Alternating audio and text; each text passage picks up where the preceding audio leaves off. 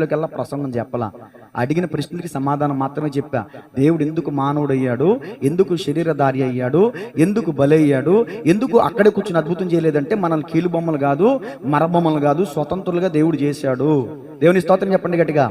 కాబట్టి సర్వ పాప పరిహారో రక్త ప్రోక్షణం అవశ్యం తద్రక్తం పరమాత్మైన పుణ్యదాన బలియాగం అని అన్నారు. అంటే దాని అర్థం సర్వమానవాళి కోసం ఎవరు బలైపోవాలి? ఆయనే బలిపోయి. ఆ రక్తం పరిశుద్ధ రక్తం, పవిత్రమైన రక్తం, నిష్కలంకమైన రక్తం మనలో ప్రవహిస్తుందే, అది ఆదాము గారి రక్తం, పాపపు రక్తం. కానీ యేసు ప్రభుల వారిలో ఉండే రక్తం అది పరిశుద్ధ రక్తం.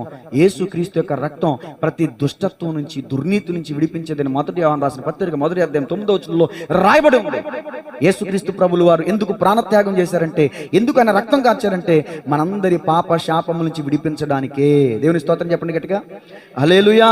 క్రిస్మస్ అంటే